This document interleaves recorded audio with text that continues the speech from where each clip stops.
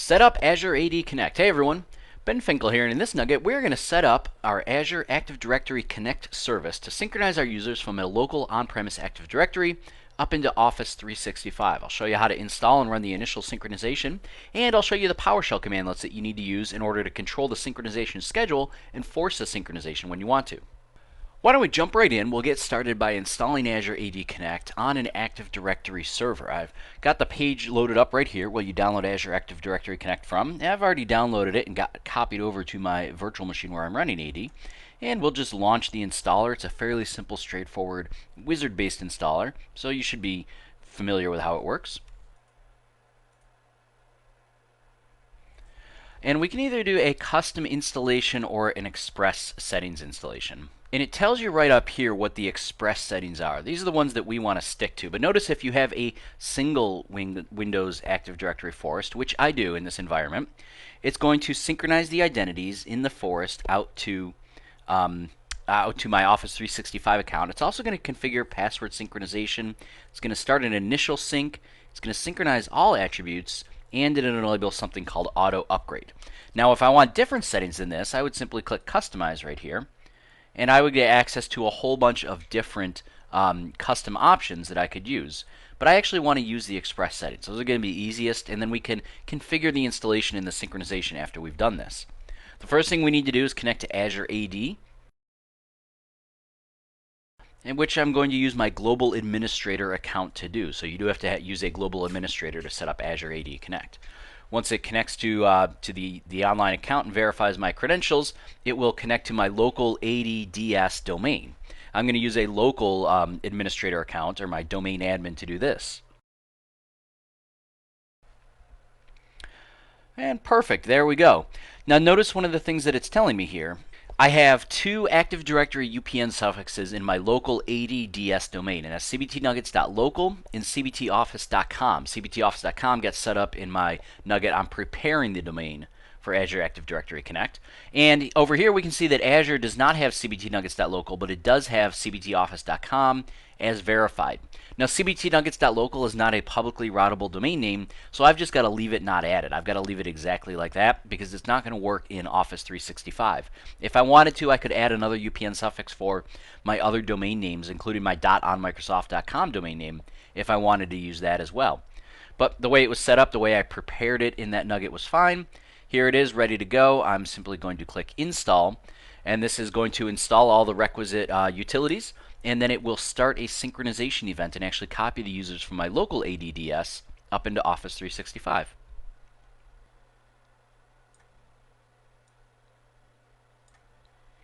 Now, while that's installing, I do want to show you one thing that I did ahead of time here, and that is I put test user 3 at cbtoffice.com into my Office 365 account. This is prior to synchronizing, this first synchronization being run.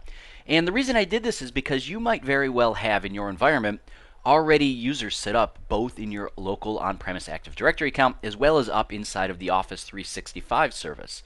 And you don't want to duplicate those users. If a user exists in both, you want them to be linked up or to be matched up. What I want you to know is that the matching will occur automatically. Azure AD Connect will make that match based on this identity right here, the primary mailbox for the user account. So test user 3 at cbtoffice.com is a really, really important indicator. If I come down here into my Active Directory, my local Active Directory, and bring up Active Directory users and computers, scroll down and find my test users. Test user 3 here, you can see their account is test user 3 at cbtoffice.com for the UPN, the user login name. So that is how the matchup is going to occur. This means that when the synchronization first happens, and when it happens in the future, test user 3 will be matched on this, and they will not be duplicated inside of the Office 365 portal. I'll only have one instance of this user. Now, when that installation and configuration completes, you'll notice it tells me that the Azure AD Connect configuration succeeded and the synchronization process has been initiated.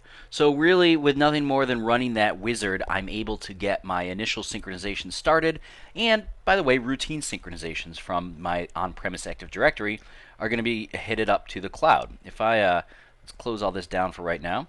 Why don't I bring back my portal here, and we will simply refresh this page because I expect to see a whole pile of users up in the portal now. And there they all are, user 1, 2, 3, and 4 from cbtoffice.com. Now notice there's also an on-premise Active Directory synchronization user account. That is a specific user service account that is used to add users into the portal, right? The portal has to be able to add users, or the software has to be able to add users, and so it needs a service account in order to do so. And also notice that there's only one instance of test user 3 at cbtoffice.com. Because it was able to soft match on the email address and the username, it did not duplicate that user. So it matched those users up, and it ensured that I didn't end up with duplicate users inside of my portal. Now let's take a look at a couple of settings on Azure AD Connect. Minimize my server manager here. Launch Azure AD Connect, and the main menu is going to give me a couple of different tasks that I can work with. Let's begin with View Current Configuration. Click Next. This will show me my current synchronization configuration. It's basically a report of how things exist today. So I can see that my source anchor is something called Object GUID. So that's how it is uniquely identifying accounts inside of my local ADDS service. It's using the Object GUID. I can see the user principal name. It's using the user principal name attribute. I can see my write back, like my device write back, and my group write back, my password write back. Those are currently disabled, although password synchronization is currently enabled. So in case you're wondering, password synchronization is going up from my local account to Office 365. So any password changes made on the local ADDS account will get migrated up into Office 365, whereas write back, like I described in another nugget, is the process of writing any changes that the user makes to their own password in Office 365 back down here to the local directory. If I want to change some of these options, I choose the second choice here, Customize Synchronization Options, and it's going to make me connect to Azure AD every time I want to change any options. And you can see here are my choice of directories that I am synchronizing. So I've only got one active directory here. The forest is cbtnuggets.local. If I had multiple forests and multiple directories here, I would be able to choose which directories and which forests were included in the synchronization and which ones were not.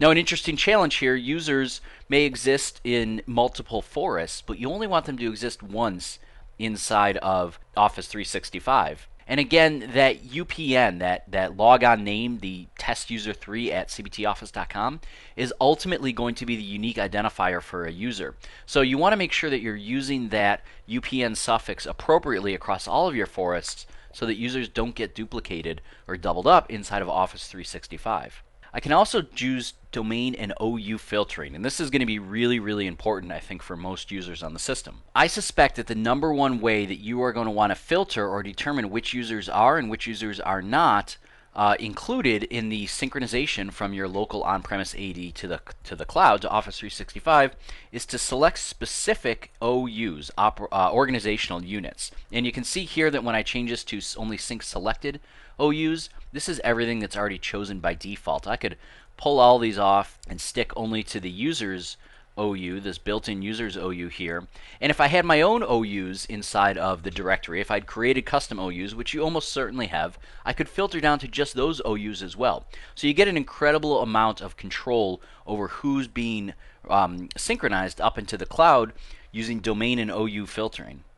Last thing here, we have the optional features that we can include, and these are the things that we just talked about, like the password write back and the group write back and the device write back. So if I want password write back included, I simply check it, click Next, and it's going to configure and make these changes and update the service with what I've chosen. And notice that it will configure another synchronization when this process completes. So once that completes, you can see that it configures it and a synchronization process has been initiated. Now, another thing that you may want to do is control the synchronization process. Either kick it off yourself or change the schedule on which it runs. And all of that is done through PowerShell. I'm going to bring up a PowerShell window here. And the first thing that we'll look at is the scheduler, which you can see with the get-ad sync scheduler command. If we just run it as is, you're going to see a bunch of different properties for the current schedule. So allowed sync cycle interval, currently effective sync cycle interval. Notice they're at 30 minutes, so a synchronization is going to run every 30 minutes. Also notice the next sync cycle policy type is delta. What that means is that the next synchronization type is going to be only changes that have occurred in the database, not that initial synchronization. There are certain instances where you may need to rerun an initial or full synchronization, and that's in particular if you make any changes to the sync rules or if you change the filtering for what should and should not be synced, then you're going to need what's called an initial synchronization. Now you can change this schedule with the set-ad sync scheduler command. I believe that's right. Yeah, and a couple of important parameters. The customized sync cycle interval, let's say 30 minutes is no good for you. You could change it to 1 hour just by passing in that parameter right there, 010000. The next sync cycle policy type, notice, can be delta or initial. So if you happen to know that you need an initial full synchronization, or you think that you might, you can change this to initial, or you can leave it at delta. Sync cycle enabled is also important. If you want to disable the synchronization cycle for any reason, you can change this to be false, and that will disable the synchronization cycle. We don't want to do that. I'll leave it at true, and I'll change the policy type and the next sync cycle interval. And notice here it's telling me that the policy I've provided, the interval change, is only going to happen after the next scheduled sync cycle. So I can either wait for that 30 minutes window to come up and it will run the one it planned to run, and then it will run the schedule that I implemented, or as it indicates, I can run the start-80 sync cycle commandlet, pass in the policy type if I want that I want to run. Let's run an initial. And that's going to kick off a sync cycle right away. There's my result success. It's now synchronizing my directory with an initial synchronization up to Office 365.